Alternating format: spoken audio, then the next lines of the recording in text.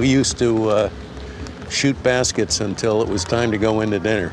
Justice Scalia grew up in Elmhurst, Queens in the late 40s, early 50s, in a conservative, working-class neighborhood. There was a lot of diversity in the backgrounds. Some were Germans, there were Irish, there were Puerto Ricans, there were English. It was a really mishmash, sort of a New York cosmopolitan neighborhood. Which is yours? The second? It's the second one. Which one? Up there? The one with the air conditioner. It did not have an air conditioner in those days, needless to say. Right. I can remember those days. Oh, God. With Yeah. the windows open and you'd listen to the trolley going by and just lie there and sweat in the heat. I'm surprised to hear you say that, you have all that affection for New York. I didn't expect that. Oh, yeah. Well, I grew up So there. you a Yankees fan? Absolutely. What else would I be? His being a real New Yorker is something he realized when his high school band went to march in a parade in Washington, D.C. These people just stood there and looked at us. You know, in New York, people say, hey, play something for us, you bums, why don't you play something? You know, they were alive, they were confrontational. Scalia's father, who emigrated from Sicily as a teenager, became a professor of Romance languages at Brooklyn College. His mother, a first-generation Italian-American, was a school teacher until her son was born in 1936. Nino was an only child. You don't have any cousins. No, it's extraordinary. I have no cousins. In an Italian family, Yeah. you're the only, not only of your parents, but of the whole Yeah, family. yeah. I mean, I cannot imagine the doting. Come on, now lay off. Yes, I was spoiled. What do you think, having all that attention focused on you? I had a very secure feeling. So many people who loved me and who would look out for me. I was a good speller. Yeah, well, my mother was, she was a former teacher. So We went back with him to PS 13, his old elementary school in Elmhurst, where he stood out from the beginning. So if we looked at your report card, it would never say you got in trouble. No, absolutely not. Be straight A's, too. Really? Absolutely. Straight A's? The whole time? Come on. Would I lie? No, If no, you wouldn't can't lie. trust me, who can you trust, right? Memorabilia. Up in one of his old classrooms, there it was in black and white, his old report cards. Wow. You missed very few days of school. You were never late, and you never got anything ever less than an A. The same was true at Xavier in Manhattan, a military parochial high school run by the Jesuits. Scalia was a star, first in his class all 4 years, A's in Greek and Latin and everything else. I was never cool. Were you a bookworm? Were you one of those guys? I was a greasy grind. You were? Yeah. I worked really hard. My father and my mother put me to that. And I enjoyed that. I don't like doing anything badly. His years at Xavier, where he went to Mass in this church, deepened his Catholic faith. Did you ever want to be a priest? Gave that some thought. And decided no. And decided he was not calling me. What is the connection between your Catholicism, your Jesuit education, and your judicial philosophy? It has nothing to do with how I decide cases. My job is to interpret the Constitution accurately. And indeed, there are anti-abortion think that the Constitution reaches a state to prohibit abortion. They say that the Equal Protection Clause requires that you treat a helpless human being that's still in the womb the way you treat other human beings.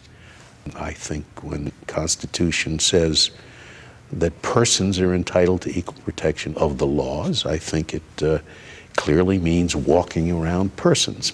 Appointed by Ronald Reagan, he was sworn in at age 50, the first Italian-American to ever serve on the Supreme Court. I have to thank my wife, Maureen. He met his wife, Maureen, in Cambridge when she was a senior at Radcliffe, and he was in his last year at Harvard Law School. They have been married for 48 years and rarely disagree, they say. But when they do... she says she could have married so-and-so. And Oh, not really. you say that, and of course the reason she didn't was that so-and-so was wishy-washy. This is absolutely true. I said, he will say, you would have been bored. I said, oh, that's right, I would have been bored. And you haven't been bored. I have not been. Oh, Whatever no. my faults are, I am Absolutely not wishy-washy. The marriage has flourished. They have 9 children, 28 grandchildren. Why so many children? 9? Well, as someone says, they're both overachievers, I guess.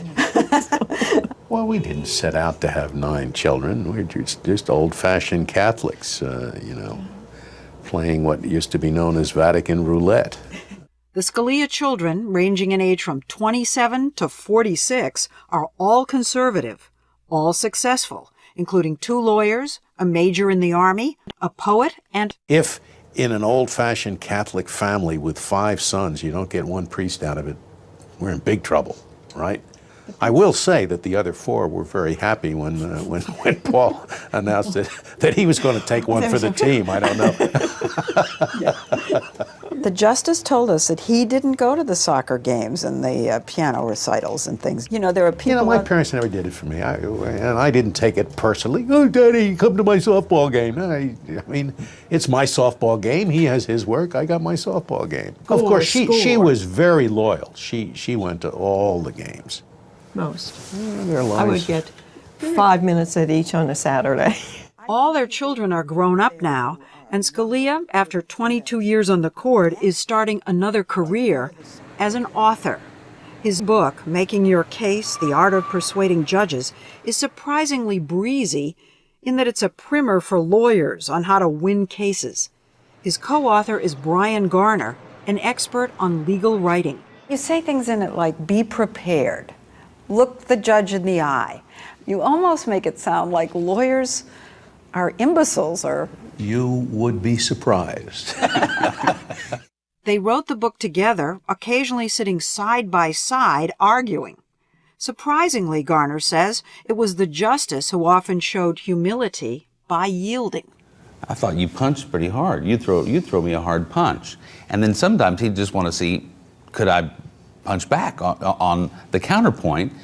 But often he could be brought around. He could be persuaded. Well, that doesn't show that I'm humble. It just shows that I'm not stupid. I thought you were very deferential, and surprisingly so. It was disarming to me. Oh, well. Scalia, deferential?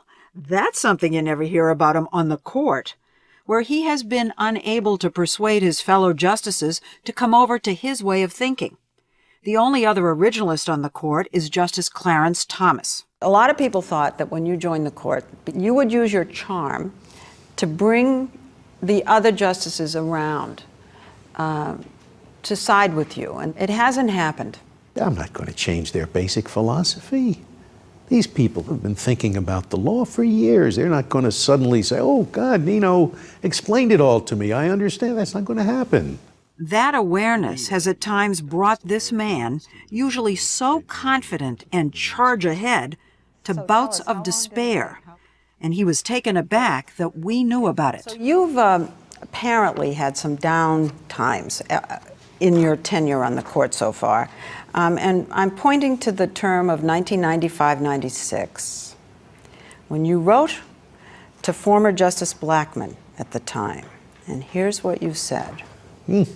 I am more discouraged than I have been at the end of any of my previous 9 terms. You also wrote that you were beginning to repeat yourself, and you did not see much use in it anymore. Gee, I hadn't remembered that I had written that.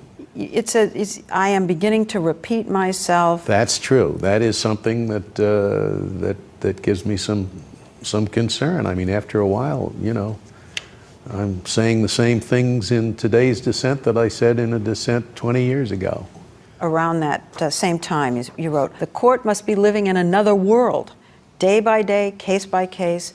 It is busy designing a constitution for a country I don't recognize. Yeah, that's how I felt. Past. It's been less dire in more recent years. In other words, you've had down times. Yeah, I think so. I'm happier sometimes and at other times. And the end of a term, I don't care what term it is, it's usually a disappointment. That's because, until recently, he was often on the losing side in cases he cared most about. Over the last several years, Justice Scalia has reached outside the court, speaking out publicly about his philosophy in hopes of influencing the next generation. It's a role he relishes. Little kids come to the court. They're brought by their teachers, and they recite very proudly what they've been taught. I mean, this is how, widespread the Constitution is a living document, and I have to tell them it's a dead document. He says the speeches energize him. But at 72, I wondered if he ever thinks about retiring. When I first came on the court, I thought I would for sure get off as soon as I could, which would have been when I turned 65, because, justices retire at full salary. So there's no reason not to leave and go off and do something else. So, essentially I've been working for free, which probably means I'm too stupid to be on the Supreme Court. You should get somebody with more sense. But I cannot, what happened is simply I cannot think of what I would do for an encore. I can't think of any other job that I would find as interesting and as satisfying.